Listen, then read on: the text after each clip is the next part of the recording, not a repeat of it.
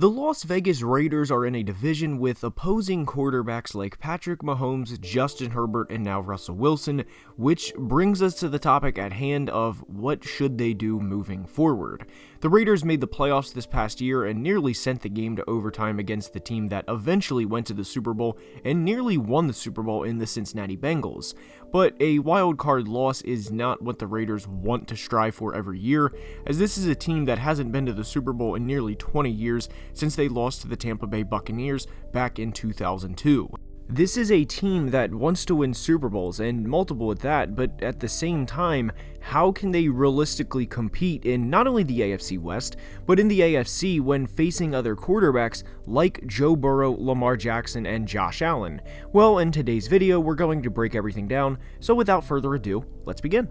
Over the past couple of years for Raiders fans, it's been rough, as we all know what happened this past year with every off-the-field incident you could think of, then just unfortunate luck in 2020 with 7 teams in the AFC having at least 11 wins, which naturally meant the Raiders finishing 8-8, which is not a bad year by any means, missed out on the playoffs despite a good season from Derek Carr. The defense, and Raiders fans, stop me if you've heard this before, but the defense failed their quarterback time and time again to the tune of giving up the 3rd most points in the NFL, and in 2019, giving up the 3rd most points in the AFC, less than only the Bengals, who finished with the worst record in the NFL, to eventually draft Joe Burrow, and the Dolphins, who were horrifically bad at the start of the season, losing games like to the Ravens with a score of 59-10, and the Patriots by a score of 43-0. The point is, the Raiders' defense, time and time again, has failed Derek Carr, and with these 3 monsters in the division now, expect no different.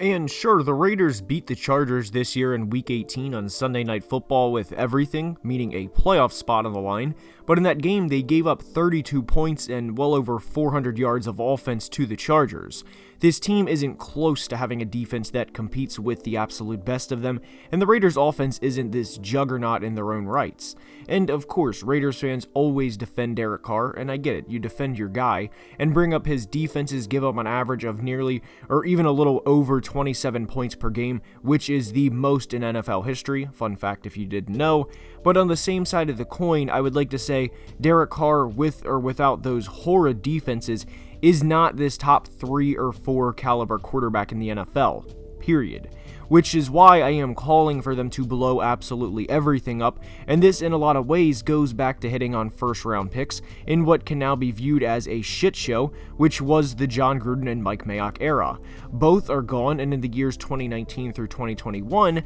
they had 6 first round picks and barely hit on one in Josh Jacobs. Guard Alex Leatherwood from last year is to be determined, because the general belief with Raiders fans right now is he, like tackle Colton Miller back in 2018, will take some time to develop and become a good player that was worthy of the first round selection. That, of course, within Raider Nation is the positive outlook at this point in time, but it, of course, could be the opposite, that he sucks and is a draft bust. But since 2019, the Raiders have done nothing but fail Derek Carr over and over again from a team-building concept, and they've also had shit luck. Drafting a future 1,000-yard receiver in Henry Ruggs only for what to happen,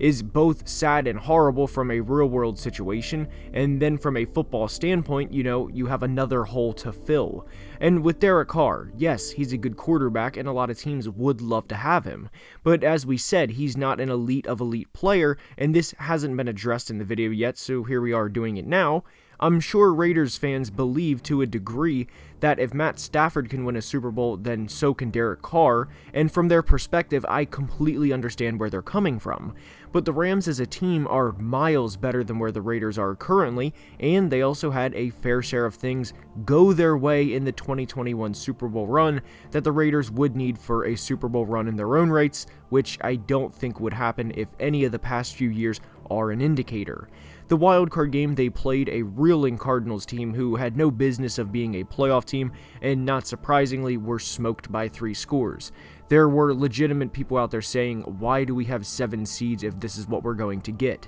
They played a Tom Brady-led Bucs team who did not have Chris Godwin due to a torn ACL and Antonio Brown for, various reasons, and they still nearly lost that game. This is no exaggeration to say the Raiders would need to play a team like the Ravens, who were reeling down the stretch of the 2021 season with injury after injury and rolling to the finish line on fumes, then play a team like the Bills with no Stephon Diggs or Gabriel Davis or Dawson Knox, take your pick, and then beat the Chiefs in Arrowhead Stadium just to get to the Super Bowl. And the short answer here is, that's not going to happen in any of the next couple of years.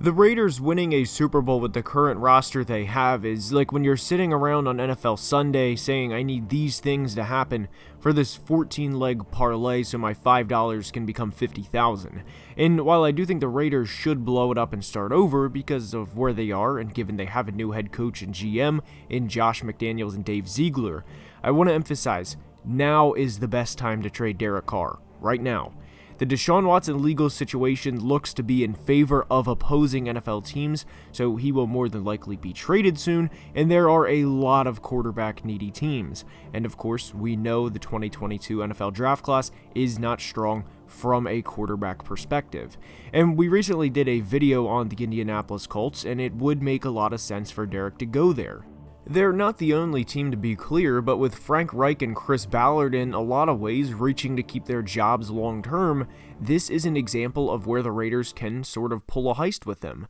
They don't have their first round pick this year, Indy to be clear, because of the Carson Wentz trade, but they could trade 2 future ones, so 2023 and 2024 for Carr, and I'm sure there would even be pick swaps in there, like maybe a second this year type ordeal, and things of this nature, but that would not be out of the realm of possibility. The Seahawks for Russ received an absolute haul and received a starting caliber tight end, a starting caliber defensive lineman, 2 firsts, 2 seconds, and a 5th round pick. And they also sent a 4th round pick. But my point here is Derek Carr could fetch 2 first round picks in a trade given what the Broncos gave up to get Russ, which was substantially more than just the flat base of 2 first round picks. The Colts are not the only team who would be willing to trade for a veteran quarterback, and there could be a team like the Tampa Bay Buccaneers who will need a quarterback in the post-Tom Brady era. Kyle Trask or Blaine Gabbert certainly is not the answer, and you can honestly argue if the Bucs are healthy in the 2021 postseason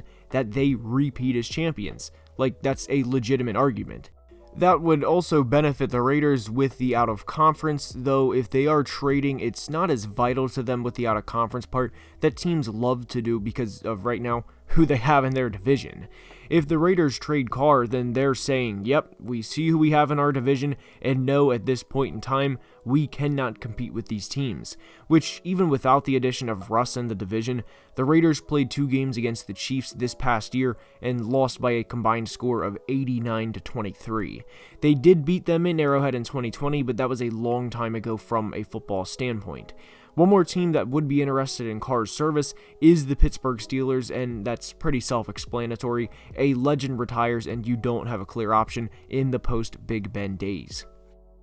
With the Raiders in the new regime, it is about acquiring as many picks as they can and building on what they currently have. They, like a lot of other NFL teams, will be in a predicament about what they should do at the quarterback position for the 2022 season, assuming they trade Derek Carr. I just don't see any reason why the Raiders should go into this year with the current roster they have and try and compete with these other teams when there are countless things that have to go right for them in order to make a deep postseason run. The goal is not to win a playoff game or to make a postseason appearance. It is to win Super Bowls. And the Raiders aren't the only team in this situation where do we start over with what we have, or do we try and make a run and try and convince ourselves we can beat team after team on the way to a Super Bowl. For a lot of teams, though, it sucks knowing who you have to compete with for the next 10 plus years, because for the Raiders, they could make a lot of steps in 2022 and in a sense